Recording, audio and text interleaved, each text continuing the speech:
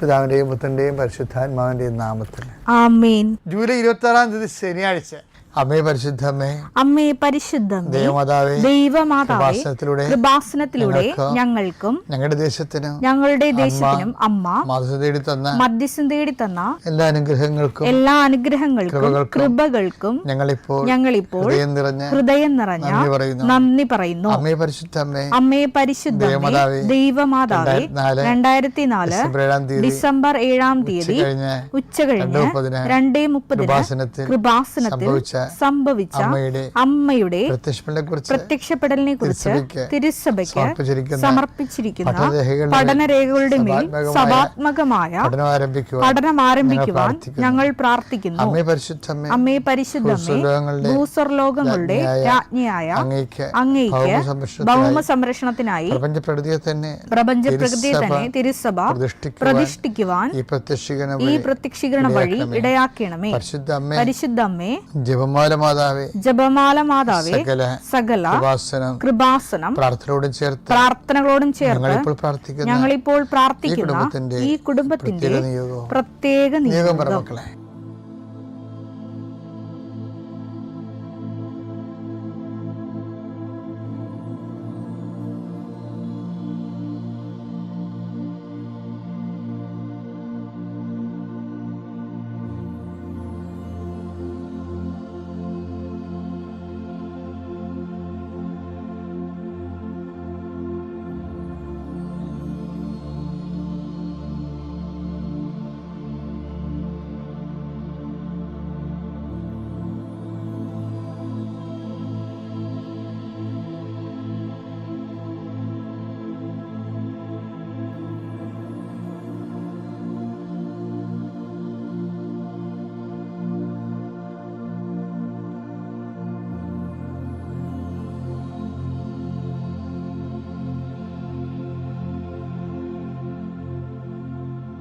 അമ്മയുടെ പ്രത്യക്ഷീകരണത്തിന്റെ ഈ അനുഗ്രഹവേളയിൽ ഞങ്ങൾക്ക് സാധിച്ചു തരുവാൻ കനിയണമേ. വിശ്വാസ പ്രമാണം. സർവശക്തനായ പിതാവും ആകാശത്തിന്റെയും ഭൂമിയുടെയും സൃഷ്ടാവുമായ ദൈവത്തിൽ ഞാൻ വിശ്വസിക്കുന്നു. അവിടുത്തെ ഏകപുത്രനും ഞങ്ങളുടെ കർത്താവുമായ ഈശോമിശിഹായിലും ഞാൻ വിശ്വസിക്കുന്നു. ഈ പുത്രൻ പരിശുദ്ധാത്മാവിനാൽ ഗർഭസ്ഥനായി കന്യകാമറിയത്തിൽ നിന്ന് പിറന്ന് പൊന്തിയോസ് പീലാത്തോസിന്റെ കാലത്ത് പീഡകൾ സഹിച്ച് കുരിശിൽ തറയ്ക്കപ്പെട്ട് മരിച്ച് അടക്കപ്പെട്ട് പാതാളങ്ങളിൽ ഇറങ്ങി മരിച്ചവരുടെ ഇടയിൽ നിന്ന് 3-ാം നാൾ ഉയർത്ത് സ്വർഗത്തിലേക്ക് എഴുന്നള്ളി സർവശക്തിയുള്ള പിതാവായ ദൈവത്തിന്റെ വലതുഭാഗത്തിരിക്കുന്നു. അവിടെ നിന്ന് ജീവിക്കുന്നവരെയും മരിച്ചവരെയും വിധിക്കുവാൻ വരുമെന്നും ഞാൻ വിശ്വസിക്കുന്നു. പരിശുദ്ധാത്മാവിലും ഞാൻ വിശ്വസിക്കുന്നു. വിശുദ്ധ കത്തോലിക്കാ സഭയിലും പുണ്യവാന്മാരുടെ ഐക്യത്തിലും പാപങ്ങളുടെ മോചനത്തിലും ശരീരത്തിന്റെ ഉയർപ്പിലും നിത്യമായ ജീവിതത്തിലും ഞാൻ വിശ്വസിക്കുന്നു. ആമേൻ.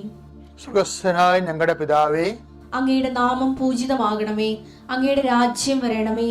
അങ്ങയുടെ തിരുമനസ് സ്വർഗത്തിലെ പോലെ ഭൂമിയിലും ആകണമേ. അന്നു വേണ്ടുന്ന ആഹാരം ഇന്ന് ഞങ്ങൾക്ക് തരണമേ. ഞങ്ങളോട് തെറ്റ് ചെയ്യുന്നവരോട് ഞങ്ങൾ ക്ഷമിക്കുന്നത് പോലെ ഞങ്ങളുടെ തെറ്റുകൾ ഞങ്ങളോടും ക്ഷമിക്കണമേ. ഞങ്ങളെ പ്രലോഭനത്തിൽ ഉൾപ്പെടുത്തരുതേ, തിന്മയിൽ ഞങ്ങൾ രക്ഷിക്കണമേ. ആമേൻ. നന്മ നിറഞ്ഞ മറിയമേ, സ്വസ്തി. കർത്താവ് അങ്ങയുടെ കൂടെ സ്ത്രീകളിൽ അങ്ങ് അനുഗ്രഹിക്കപ്പെട്ടവളാകുന്നു. അങ്ങയുടെ ഉദരത്തിൻ ഫലമായി ഈശോ അനുഗ്രഹിക്കപ്പെട്ടവനാകുന്നു. പരിശുദ്ധ മറിയമേ, തമ്പുരാന്റെ അമ്മേ, പാപികളായ ഞങ്ങൾക്ക് വേണ്ടി ഇപ്പോഴും ഞങ്ങളുടെ മരണസമയത്തും തമ്പുരാനോട് അപേക്ഷിക്കണമേ. ആമേൻ. എൻ്റെ പ്രിയപ്പെട്ടവരെ, ഈ ദിവസങ്ങളിലെ കഴിഞ്ഞ ചൊവ്വാഴ്ച പ്രാർത്ഥന നിങ്ങൾ കേട്ടിട്ടുണ്ടെങ്കിൽ ഞാനത് പറഞ്ഞിട്ടുണ്ട്. ബുധനാഴ്ച മുതൽ ഡോക്യുമെൻറ്റുകൾ സമർപ്പിച്ചുകൊണ്ടുള്ള പ്രാർത്ഥന, നമ്മുടെ രാവിലെയുള്ള പ്രാർത്ഥനയ്ക്ക് നമ്മൾ ഓരോ ദിവസത്തിന് വേണ്ട ഡെയിലി ബ്രെഡാണല്ല ഇത്. അപ്പം നിങ്ങൾ ഇപ്പോൾ ഓരോരോ സ്ഥലങ്ങളിലേക്ക് പോകത്തില്ലേ, അപ്പോൾ ഓരോരോ വിഷയങ്ങളിൽ ഏർപ്പെട്ടില്ലേ. ഇപ്പോൾ ഉദാഹരണത്തിന് ഭവന നിർമ്മാണ തടസ്സമാണ്. അപ്പോൾ നിങ്ങൾ അതിൻ്റെ സ്കെച്ചും പ്ലാനും രാവിലെ പ്രാർത്ഥനയ്ക്ക് കൊണ്ടുവരണം. അച്ഛൻ കുറിച്ചെടുക്കുമ്പോൾ തന്നെ ആദ്യം ഡോക്യുമെൻ്റ് പ്രാർത്ഥനയാണ്ട സമയമായിരിക്കും. നിങ്ങളുടെ സ്കെച്ച് പ്ലാനുകളും നിങ്ങളുടെ എല്ലാ രേഖകളും കർത്താവിൻ്റെ ദിവസം സമർപ്പിക്കുന്നു എന്ന് പറയും. അതുപോലെ നിങ്ങളുടെ യാത്ര, വിദേശ യാത്രയ്ക്കൊക്കെ പോകണവരില്ലേ, അവിടെ ടിക്കറ്റുകൾ എടുക്കണം. ടിക്കറ്റുകൾ, പാസ്പോർട്ട്, രാവിലെയുള്ള ഡെയിലി ബ്രെഡ് പ്രാർത്ഥനയുടെ സമയത്ത്. അപ്പോൾ തന്നെ പരീക്ഷയ്ക്ക് പോകുന്നവർ അതിൻ്റെ ഹോൾ ടിക്കറ്റ് എടുക്കണം.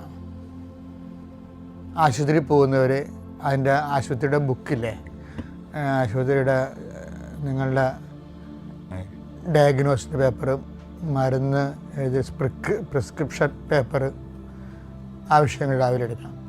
ആ മേഖലകളിലെല്ലാം കർത്താവിനത് പരിശുദ്ധമ്മയുടെ മാധ്യസ്ഥത്തിൽ, ഇത് ഉടമ്പടി പ്രാർത്ഥനയുടെ തന്നെ മറ്റൊരു അതിൻ്റെ ഭാഗമായിട്ട് വരുന്നതാണ്. അവർക്ക് വീഞ്ഞില്ല എന്ന് അമ്മ പറയുന്നിടത്ത് വെച്ച് മനുഷ്യൻ്റെ ഭൗതിക ആവശ്യങ്ങളുടെ മേൽ ദൈവത്തിൻ്റെ ശ്രദ്ധ ക്ഷണിച്ചുകൊണ്ട് കർത്താവിൻ്റെ അതിൻ്റെ അകത്ത് ഉൾപ്പെടുത്തി ആ വിഷയം നമ്മളെപ്പോലെ ദൈവത്തിൻ്റെ ആക്കിയെടുക്കുന്ന ഒരു സമർപ്പണ പ്രാർത്ഥനയാണ് രാവിലെ ഈ രേഖാപ്രാർത്ഥനയൊക്കെ ഉള്ളത്, ആ വിഷയം. പിന്നെ അതുപോലെ തന്നെ അച്ഛൻ പറഞ്ഞായിരുന്നു, നിങ്ങൾ ഇപ്പോൾ ഒരു പശുത്തൊഴുത്ത് കെട്ടാനാണ് പോയതെന്ന് വിചാരിച്ചു. അപ്പോൾ ആ പ്രാർത്ഥന നിങ്ങൾ കൂരേണ്ടത് ആ സ്ഥാനത്ത് പോയി നിന്നാണ് കൂരേണ്ടത്. അടുക്കള കെട്ടുന്നവരും എസ്റ്റർ എടുക്കുന്നവരും കാർ ഷെഡ് ചെയ്യുന്നവരും ഒക്കെ ഈ പ്രാർത്ഥന അവരുടെ ആ ഉദ്യമമില്ല. ഇപ്പോൾ ഈ നിലവിലിരിക്കുന്ന ഉദ്യമം എന്താണ്? ചിലപ്പോൾ ഒരു ചെറിയ ഷോപ്പ് ചെയ്യുന്നവരായിരിക്കും. അപ്പം അങ്ങനെയുള്ളവർ ചില പലചരക്കട ചെയ്യുന്നവരായിരിക്കും. ചിലപ്പോൾ അതിന് കച്ചവടം ഇല്ലാതിരിക്കുന്ന അവസ്ഥയായിരിക്കും. അപ്പോൾ നിങ്ങൾ ആ പ്രാർത്ഥന കച്ചവട സ്ഥലം അടുത്താണെങ്കിൽ, കച്ചവട പീടിയൊക്കെ അടുത്താണെങ്കിൽ ആ ഷോപ്പിൽ പോയി നിന്ന് ആണ് ഈ പ്രാർത്ഥന കൂടേണ്ടത്. അപ്പോൾ എന്താണ് നിങ്ങൾ അനുഭവിക്കുന്ന പ്രയാസം, അത് ആ വിഷയവുമായിട്ട് ബന്ധപ്പെടുത്തി വേണം ഈ പ്രാർത്ഥന. അങ്ങനെ ഗുരുതരമായ വിഷയങ്ങളിരിക്കുന്നവർ, ഇപ്പോൾ കോടതിയിലെ കേസ് നടക്കണില്ലേ, അപ്പോൾ കേസ് നടക്കുന്നുണ്ടെങ്കിൽ കേസിൻ്റെ സമൻസ് ഉണ്ടെങ്കിൽ അത്, അതുപോലെ തന്നെ വക്കീലിന് കൊടുത്തിരിക്കുന്ന വക്കാലത്ത് ആ കേസിൻ്റെ അതിൻ്റെ കോപ്പി, എന്താണ് കോടതിയുടെ കോപ്പി കയ്യിലുള്ളത് അത് കയ്യിലുണ്ടാകണം. സ്ഥലം അളക്കുക, സ്ഥലം കൊടുക്കുക എന്നുള്ളത് എന്തെങ്കിലും പ്രമാണം ഉണ്ടായാൽ മതി കയ്യിൽ. അതിൻ്റെ എഗ്രിമെൻ്റ് പേപ്പർ, പിന്നെ ഇൻ്റർവ്യൂവിനൊക്കെ പോവുകയാണെങ്കിൽ അതിൻ്റെ സർട്ടിഫിക്കറ്റ് കയ്യിലുണ്ടാകണം, ഫയലുണ്ടാകണം. അപ്പം ഇങ്ങനെ എല്ലാ ദിവസവും ഈ പ്രാർത്ഥന ഇതിൻ്റെ കൂടെ വരും. ഈ നമ്മുടെ രാവിലെയുള്ള ഡെയിലി ബ്രെഡ് പ്രാർത്ഥനയുടെ കൂടെ ഈ വിഷയങ്ങൾ രേഖകൾ സമർപ്പിക്കുന്ന സമർപ്പണ പ്രാർത്ഥന ഉണ്ടാകും. അത് നിങ്ങൾക്ക് മുട്ടനിക്കാൻ പറ്റുന്നൊരു മുട്ടയെന്ന് തന്നെ അത് പ്രാർത്ഥിക്കണം. ആദ്യത്തെ ഭാഗം അച്ഛൻ കുരിശെടുക്കുമ്പോൾ തന്നെ ഉള്ളത് ആദ്യമേ തുടങ്ങുന്നത് ഇതുപോലെയുള്ള രേഖകളെ സമർപ്പിക്കുന്ന പ്രാർത്ഥനയാണ്. അതിനുശേഷമാണ് പിന്നീട് രോഗികളെയൊക്കെ സംബന്ധിച്ച് ജീവിത വിഷയങ്ങളെ സംബന്ധിച്ച് പോകുന്നത്. ഒന്ന് ശ്രദ്ധിച്ചാൽ മതി, അതിൽ അപ്ഡേഷൻസാണ് വന്നിരിക്കുന്നതാണ്. നമുക്ക് പ്രാർത്ഥിക്കാം. രേഖകളുള്ളവരൊക്കെ രേഖകൾ കയ്യിലെടുക്കുക.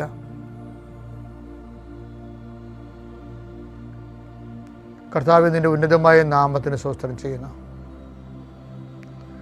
കർത്താവ്, അങ്ങയുടെ മക്കൾ അവരുടെ ജീവിതത്തിൽ ഇന്ന് ഉതകണ്ട, ഇന്ന് ബാധ്യതപ്പെടേണ്ട എല്ലാ ജീവിതരേഖകളുമായിട്ട് കർത്താവ് അങ്ങയുടെ തിരുസേനയെ കണ്ണീരോടെ പ്രാർത്ഥിക്കുകയാണ്.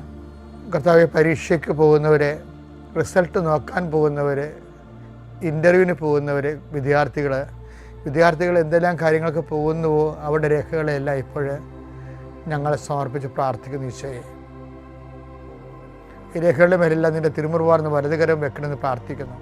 അമ്മയെ പരിശുദ്ധമേ ദേവമാതാവേ, അവർക്ക് വീഞ്ഞില്ല എന്ന് പറഞ്ഞുകൊണ്ട് കാനായിലെ കല്യാണ കുടുംബത്തിലെ കർത്താവിൻ്റെ കൃപയുടെ വാഹകയായി നിന്നവളെ, മക്കൾക്ക് പലപ്പോഴും വിദ്യാഭ്യാസത്തെയും പഠനത്തെയും പരീക്ഷയെയും ഇൻ്റർവ്യൂവിനെയും അതിൻ്റെ ഫലപ്രഖ്യാപനത്തെ നോക്കുന്നതിനൊക്കെ പോകുന്നവർക്ക് ടെൻഷനും പലതരത്തിലുള്ള പ്രയാസവും ഒക്കെയാണുള്ളത്. ആദ്യമേ അമ്മയെ അവരുടെ മനസ്സ് സമാധാനപ്പെടുത്താനും സ്വസ്ഥപ്പെടുത്താനും നീ അവരെ ആസ്വദിക്കുക, ശക്തിപ്പെടുത്തുകയും ചെയ്യണമെന്ന് പ്രാർത്ഥിക്കുന്നു. ദൈവത്തിൻ്റെ പദ്ധതികൾക്കെല്ലാം കീഴ്വഴങ്ങിക്കൊണ്ട് ദൈവത്തിൻ്റെ നാമത്തെ മഹത്വപ്പെടുത്തിക്കൊണ്ട് സുവിശേഷ സാക്ഷ്യം മുന്നേറാനുള്ള കൃപ അവർക്ക് നൽകണമെന്ന് പ്രാർത്ഥിക്കുന്നു. കർത്താവ്, പുരയിടമായിട്ട് ബന്ധപ്പെട്ട ഒരേ സമയ വിഷയങ്ങൾ സംബന്ധിച്ച് പ്രാർത്ഥിക്കുന്നു. പുരയിടത്താണെങ്കിൽ പുരയിടത്തിലാണ് വിൽക്കാൻ പോകുന്നവരുണ്ട്, വാങ്ങാൻ പോകുന്നവരുണ്ട്, അഡ്വാൻസ് കൊടുത്തവരുണ്ട്, അഡ്വാൻസ് കൊടുത്തിട്ട് അതിൻ്റെ തീർവ് നടക്കാത്തവരുണ്ട്. അങ്ങനെയുള്ളവരുടെ എല്ലാ പ്രമാണങ്ങളെയും അതുപോലെ തന്നെ അച്ചാരച്ചീട്ടിനെയും അങ്ങയുടെ തിരുസനെ സംബന്ധിച്ച് പ്രാർത്ഥിക്കും ദൈവമേ. അതുപോലെ തന്നെ ഈശോയെ, പലതരത്തിലുള്ള കീടങ്ങൾക്ക് കൃഷിക്കുണ്ടാകുന്ന കീടങ്ങൾ, അതുപോലെ തന്നെ പലപ്പോഴും ഏലം പഴുത്തു മാറുന്നതും, അതുപോലെ തന്നെ പലതരത്തിലുള്ള മത്സ്യത്തൊഴിലാളി മേഖലയിലുണ്ടാകുന്ന കേടുപാടുകൾ, വലയുടെ കേടുപാടുകൾ, സ്ഥിരമായി കെഞ്ചി നിന്ന് പോവുക, സ്ഥിരമായി വലക്ക് കേടുപാട് വരിക, അങ്ങനെയുള്ള മേഖലകളിലുള്ള വസ്തുവകൾ, ഇംപ്യൂട്ട്സിനെ, ഉരുപ്പടികളെ, മത്സ്യബന്ധന ഉരുപ്പടികളെ അങ്ങനെ തിരുസന്നിധിയിൽ അവർ അത് നന്നായി വർക്ക് ചെയ്യുന്നതിന് വേണ്ടിയും സുരക്ഷിതമായി അത് ഉപയോഗിക്കാൻ വേണ്ടിയും കർത്താവിൻ്റെ നാമത്തിൽ അവർ ആശീർവദിച്ചുകൊണ്ട് പ്രാർത്ഥിക്കുന്നു. ആശുപത്രി പോകുന്നവരുടെ ചീട്ടുകളും, അതുപോലെ തന്നെ എക്സ്റേ കോപ്പികളും, സ്കാനിങ് റിപ്പോർട്ടുകളും, അതുപോലെ തന്നെ മരുന്നിൻ്റെ പ്രിസ്ക്രിപ്ഷൻ കാർഡുകളും അങ്ങനെ തിരുസന്നിധിയിൽ സമർപ്പിച്ചുകൊണ്ട് പ്രാർത്ഥിക്കുന്നു. ദൈവമേ കർത്താവെ, നിൻ്റെ തിരുമുറുവാൻ വരദകരം മക്കളുടെ മേലെ വയ്ക്കണമെന്ന് പ്രാർത്ഥിക്കുന്ന ഈശോയെ, വിദേശ യാത്ര ചെയ്യുന്നവരെ, യാത്രയ്ക്ക് ഒരുങ്ങുന്നവരെ, അവരുടെ പാസ്പോർട്ടുകൾ, വിസ, അതുപോലുള്ള എല്ലാ വിഷയങ്ങളും കർത്താവെ അങ്ങനെ തിരുസന്നിധി സഹോദരൻ പ്രാർത്ഥിക്കുന്ന ഈശോയെ. ഈശോ നിൻ്റെ തിരുവാർന്ന് വരദകരം, ആണിപ്പെടുന്ന അത്ഭുതകരം കർത്താവെ ഈ മക്കളുടെ ശിരസ് വെക്കണമേ എന്ന് പ്രാർത്ഥിക്കുന്നു. അടിപ്പണ പോലെ വൈദാഘാതം പോലെ ദൈവികമായ ശക്തി ഈ രേഖകളിലേക്ക് ആവശ്യിക്കട്ടെ എന്ന് പ്രാർത്ഥിക്കുന്നു. നിലനിൽക്കുന്ന തടസ്സങ്ങളെ, ദോഷങ്ങളെ യേശുക്രിസ്തുവിന്റെ നാമത്തിൽ 39 വർഷത്തെ പൗരോഹിത്യത്തിൻ്റെ ശക്തിയാലും കർത്താവിനും കൃപാസനത്താരും ജീവനുടെ പ്രത്യക്ഷപ്പെട്ട പരിശുദ്ധ അമ്മയുടെ പ്രത്യക്ഷീകരണത്തിൻ്റെ യോഗ്യതയാലും അൽത്താരിൽ നടന്ന 14 ആരാധനയുടെ ദൈവികമായ ശക്തിയാൽ ഈ രേഖകളുണ്ടാകുന്ന ഈ വസ്തുക്കൾക്കുണ്ടാകുന്ന ഈ രേഖയുടെ മേലുണ്ടാകുന്ന എല്ലാ തടസ്സങ്ങളെയും, മറവി തടസ്സങ്ങൾ വരെ യേശുക്രിസ്തു നാമത്തിൽ ഞാൻ ബന്ധിക്കുകയും ഇതിലെ ശുഭദീർഘമായ പര്യവസാനം ഉണ്ടാകാൻ പരിശുദ്ധ ദേവമാതാവിൻ്റെ പ്രത്യേക മധ്യസ്ഥനെ രേഖകളെ ഏൽപ്പിക്കുകയും ചെയ്യുന്നു. കർത്താവെ, കണ്ണുനീരുടെ വിതയ്ക്കൊന്നും അവർ ജയഘോഷത്തോടെ കൊയ്ത കറ്റയുമായി വരുന്നു എന്നുള്ള എല്ലാ ദിവസവും പ്രഭാതത്തിൽ ഞങ്ങളുടെ പ്രാർത്ഥനയാണ്. കർത്താവെ, കണ്ണുനീരോടെ പോകുന്നവർ, ആശങ്കയോടെ പോകുന്നവർ ഉത്സാഹത്തോടെ തിരിച്ചു വരാനും അവർക്ക് ഉന്മേഷത്തിൻ്റെ അരുവിയെ പരിശുദ്ധാത്മാവിനെ, the joy of the holy spirit, പരിശുദ്ധാത്മാവിൻ്റെ സന്തോഷത്തിൽ അവരെ പ്രത്യേകം അഭിഷേകം ചെയ്യുന്നത് പ്രാർത്ഥിക്കുന്നു. എൻ്റെ കർത്താവിൻ്റെ ഉന്നതമായ നാമത്തിൽ, സഭയുടെ അധികാരത്തിൽ, കുരിശിൻ്റെ അടയാളത്തിൽ, ദൈവത്തിൻ്റെ ശക്തിയാൽ ആശീർവദിക്കുന്നു. കർത്താവ്, വാഹനം വാങ്ങാൻ പോകുന്നവരുണ്ട്, വാഹനം ഓടിക്കാൻ പോകുന്നവരുണ്ട്, അവരുടെ താക്കോലുകൾ, അവരുടെ ലൈസൻസ് അങ്ങയുടെ തിരുസന്നിധിയിൽ സമർപ്പിച്ച് പ്രാർത്ഥിക്കുന്നു. കർത്താവ്, അവരെ പോകേണ്ട വഴി നിനക്ക് മുമ്പേ ഞാൻ എൻ്റെ ദൂതനെ അയക്കുമെന്ന് വിളിച്ചത് കർത്താവ് ആ ദൂതനെ അയച്ചു തരികയും നിൻ്റെ വഴികളെ ക്രമപ്പെടുത്തുകയും നീ സുരക്ഷിതമായി തിരിച്ചെത്തുകയും ചെയ്യാൻ ദൈവമായ കർത്താവായിരിക്കും എൻ്റെ ദൈവമെന്ന് കർത്താവ് യാക്കോബിൻ്റെ പ്രാർത്ഥന പോലെ ഈ ആ വഴി യാത്രയിൽ സുരക്ഷിതത്വം ലഭിക്കാൻ പരിശുദ്ധ ദൈവമാതാവിനെ നിങ്ങളുടെ വാഹനത്തെ സഞ്ചരിക്കുന്നവരെയും കർത്താവിൻ്റെ തിരുസന്നിധിയിൽ വാഹനം ഡ്രൈവ് ചെയ്യുന്നവരെയും കർത്താവിൻ്റെ തിരുസന്നിധിയിൽ സമർപ്പിക്കുന്നു. നിങ്ങളുടെ വലത്തും ഇടത്തും കൂടി പോകുന്ന മറ്റു വാഹനങ്ങളെയും മുമ്പിലും പുറകിലും വരുന്ന മറ്റു വാഹനങ്ങൾ ആകസ്മികമായി ഉണ്ടാകുന്ന അപകടങ്ങളെ ഈശോയുടെ നാമത്തിൽ ബന്ധിക്കുന്നു. Lord Jesus Christ, with the fire finger, soak with the precious blood, Lord, infuse the spirit of power and grace. ദൈവത്തിൽ വിശ്വസിക്കുന്നുണ്ടെങ്കിലും അവിശ്വാസിയായി ജീവിച്ച അപ്പോസ്തലന്മാർ കർത്താവിനോടടുത്ത്. അപ്പം അതുകൊണ്ട് കർത്താവ് എന്താ ചെയ്യുന്നത് വെച്ച് കഴിഞ്ഞാൽ ഇടയ്ക്കൊക്കെ ഇവരെ ഓരോ കൊണ്ട് കുഴി കൊണ്ട് ചാടിച്ചിട്ട് ഇവരവിടെ കിടന്നുകൊണ്ട് ഈ കഴുത്തപ്പം വെള്ളത്തിൽ കിടന്നുണ്ട് കൈയും കാലിട്ട് അടിച്ചാലും കരകയറത്തില്ല.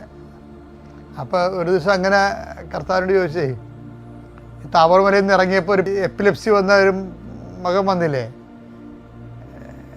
അവരെ അപ്പോസ്തലന്മാരെ അടുത്ത് അവരെ കൊണ്ടുവന്നിട്ട് ആസ്മാരോഗ്യം കൊണ്ടുവന്നിട്ട് സുഖപ്പെടുത്താൻ കഴിഞ്ഞില്ലല്ല. അപ്പം അപ്പോസ്തലന്മാർ വിശ്വാസം ഭയങ്കര വിശ്വാസമുണ്ട്, പക്ഷേ അതിൻ്റെ അകത്ത് മുഴുവനും ഈ അവിശ്വാസമാണ്. ചില ട്യൂബിൽ വരുന്ന സാധനങ്ങളില്ലേ, അതിൻ്റെ പകുതിയെ അതിൻ്റെ അകത്ത് ഇപ്പം എന്തായാലും പകുതിയോ ഉണ്ടാകത്തുള്ളൂ. അതിൻ്റെ അകത്ത് ബാക്കിയെല്ലാം ആ ട്യൂബ് നേരെ ഇരിക്കാൻ വേണ്ടി അവർ ഗ്യാസ് കയറ്റി വിടുന്നതാണ്. അതുപോലെ തന്നെ എനിക്ക് പ്രാർത്ഥനയ്ക്കും വരുന്നൊരു വിഷയം ഇതാണ്. അലമുറയിട്ടൊക്കെ പ്രാർത്ഥിക്കുമെങ്കിലും ആ പ്രാർത്ഥനയുടെ അകത്ത് വിശ്വാസത്തിൻ്റെ കണ്ടന്റ് കുറവായിരിക്കും. അപ്പോസ്തലന്മാർക്ക് ഇങ്ങനെ കുഴപ്പമുണ്ടായിരുന്നു. അതുകൊണ്ട് ഈശോ എന്ത് ചെയ്തു കഴിഞ്ഞാൽ ഈശോ ഓരോ പ്രോബ്ലം ഉണ്ടാക്കി കൊടുക്കും അവർക്ക്. നമുക്ക് ഈ പ്രോബ്ലമൊക്കെ ഉണ്ടാകണില്ലേ, നമ്മൾ തോറ്റുപോയാലും ദൈവത്തിന് ലാഭമാണ്. അതുകൊണ്ട് എന്താ വെച്ചാൽ വന്നിട്ട് ആ അപസ്മാരോഗ്യം സുഖപ്പെടുത്താൻ കഴിഞ്ഞില്ലല്ലോ. അവരിവരെ മണ്ണ് കുത്തിക്ക് എറിഞ്ഞ് ആപ്പെടുന്ന ആശകോടാലിയായിട്ട് അത് പിരിയണത്.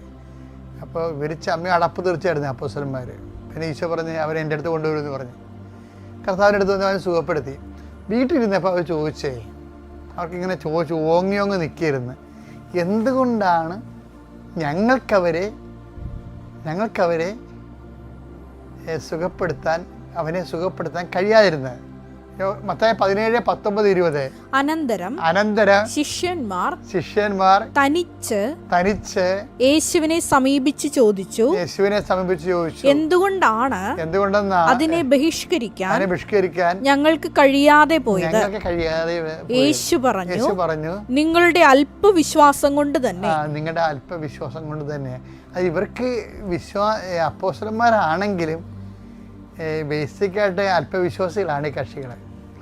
അത് ഇവരെ ബോധ്യപ്പെടുത്താൻ വേണ്ടിയാണ് മേജർ ആയിട്ടുള്ള പ്രോബ്ലം ഉണ്ടാക്കിയത്. ഈശോ ഉണ്ടാക്കിയ പ്രോബ്ലമാണത്. ഈശോ ഒരു ആബ്സെൻസിൽ താബോർ മലയിലേക്ക് റിട്ടയർ ചെയ്തതിന് ശേഷം സംഭവിക്കുന്ന വിഷയമാണ്. ചില സമയത്ത് ഈശോ നമ്മളോട് ഇങ്ങനെ തന്നെ ചെയ്യും.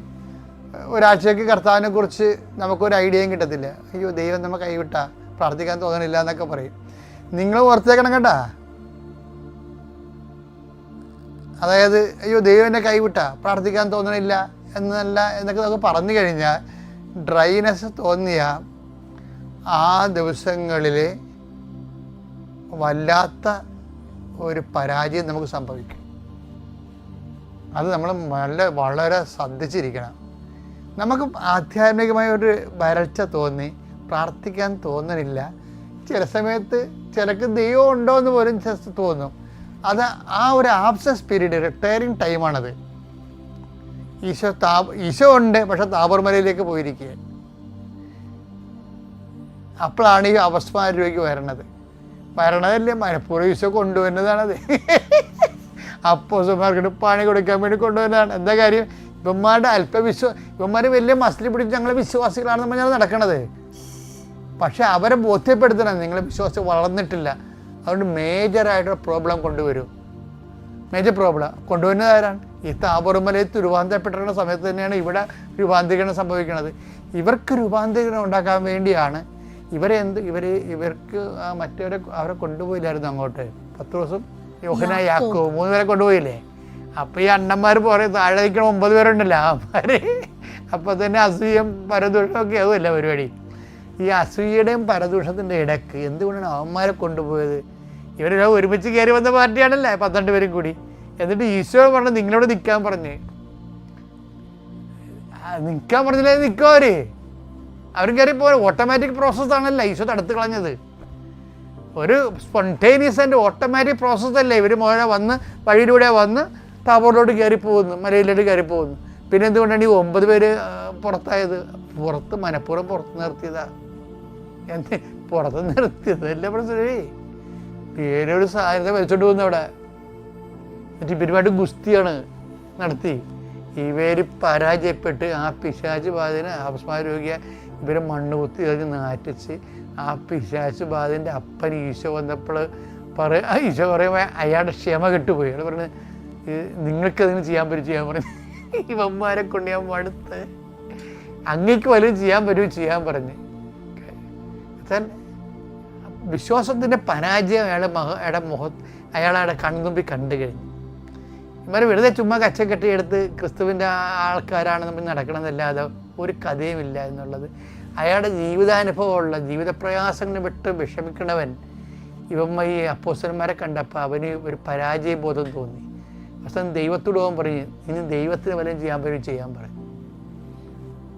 അപ്പോൾ കർത്താവ് കഴിയുമെങ്കിലെന്നോ വിശ്വസിക്കുന്നവന് എല്ലാം സാധിക്കും. അപ്പം തന്നെ എല്ലാവരും ഉത്തരവായി.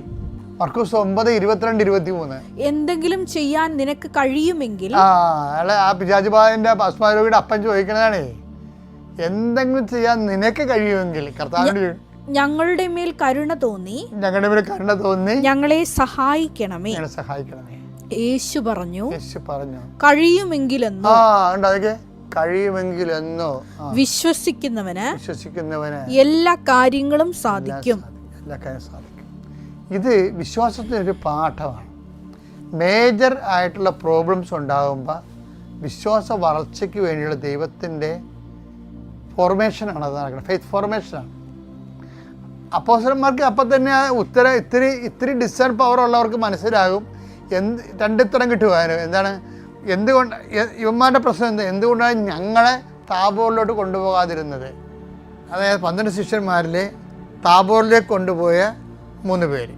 പിന്നെ അതിൽ നിന്ന് പിന്നീട് ഒരു ഇഷ്യൂ ബേസ്ഡ് ആയിട്ടാണ് സ്പിരിച്വാലിറ്റി മുന്നോട്ട് പോകുമ്പോൾ താബോറിലെ 3 പേരെ കഴിഞ്ഞിട്ടു പിന്നെ 9 പേരാണ് താഴെ നിൽക്കുന്നത്. ഈ 9 പേര് പിന്നീട് മർക്കോസ് ഓടി പോകും. അതുപോലെ തന്നെ യൂദാസ് സെൽഫ് ഗോൾ അടിച്ച് സ്വന്തമായിട്ട് എഴുന്നേറ്റ് പോകും. യൂദാസിൻ്റെ ഏറ്റവും വലിയ ഒരു ഗുണം അതാണ്. ദോഷമായിട്ടാണ് ബൈബിളിൽ നമുക്ക് മനസ്സിലാകണമെങ്കിലും അയാൾ സ്വന്തമായൊരു തീരുമാനമെടുത്തു, ഇനി സഭയിൽ നിൽക്കുന്നത് ശരിയല്ല. തന്നെപ്പോൾ ഒരാൾ സഭയിൽ തുടർന്നു കഴിഞ്ഞാൽ അത് ഒരു സത്യകേടായ കാര്യമാണ് എന്ന് മനസ്സിലാകും. ഇന്നിപ്പോൾ വരുമ്പോൾ ഞാൻ എന്നെ ഏറ്റവും കൂടുതൽ പ്രതിക്കൂട്ടിലാക്കുന്ന ഒരു സംഭവമാണ്. എന്നുവെച്ചാൽ എപ്പോഴും ഇതിന് നമ്മൾ മറുപടി പറയണം, സത്യസന്ധമായിട്ടാണോ. യൂദാസിൻ്റെ ഒരു സത്യസന്ധതയെങ്കിലും നമ്മൾ കാണിച്ചില്ലെങ്കിൽ നമ്മൾ ദൈവത്തോട് കാണിക്കുന്ന ഏറ്റവും വലിയ അനീതിയായിരിക്കും. അയാൾ ആ കാര്യത്തിൽ സത്യസന്ധനാണെന്ന്. അയാളുടെ ഒരു മാനസികാവസ്ഥയും മാനസിക രോഗത്തിൻ്റെ ചിലർക്ക് ദുഃഖം താങ്ങാൻ പറ്റാതെ വരുമ്പോൾ ചില ആൾക്കാർ പെട്ടെന്ന് ഇങ്ങനെ വൈകാരികമായിട്ട് പ്രതികരിച്ചു പോകുന്നില്ലേ, അങ്ങനെ ഒരു പ്രതികരണമാണ് എടുത്തത് അയാൾ. പക്ഷേ ദൈവപുത്രനെ ഒറ്റിക്കൊടുക്കണ കൊണ്ട് അവൻ ജനിക്കാതിരുന്നെങ്കിൽ അവന് നന്നായിരുന്നെന്ന് ഈശോ പറഞ്ഞിരിക്കണതാണ്. നമുക്ക് മറിച്ചൊന്നും പറയാനും ഇപ്പോൾ അവിടെ വകുപ്പില്ല, മറിച്ച് സങ്കല്പത്തിനൊന്നും അവിടെ വകുപ്പില്ല. പക്ഷേ ഒരു കാര്യം അവൻ ചെയ്തിരിക്കണത്, അവൻ പിന്നെ അവിടെ ഇരുന്നില്ല. അത് വലിയ ഒരു നല്ല പ്ലസ് പോയിൻ്റായിട്ട് എനിക്ക് തോന്നിയിട്ടുണ്ട്. അത് എൻ്റെ വ്യക്തിപരമായ അഭിപ്രായം കേട്ടോ. കാര്യം പലരുടെയും പ്രശ്നം എന്തുകൊണ്ടാണ്, അവരവിടെ ഇരിക്കുന്നു എന്നുള്ളതല്ലേ പ്രശ്നം. ദൈവത്തിനും സഭയ്ക്കും മനുഷ്യനും നിരക്കാത്ത കാര്യങ്ങൾ ചെയ്തിട്ടും അവരവിടെ ഇരിക്കുന്നു, അതാണ് പ്രശ്നം. അത് യൂദാസ് അത്രയും ചെയ്തിട്ടില്ലേ. ഞാനങ്ങനെ പറയണതുകൊണ്ട് ഇതിൻ്റെ നിങ്ങൾ വിവാദമാക്കരുത്. പക്ഷേ അതൊരു സത്യസന്ധത അല്ലേ ശരിക്കും.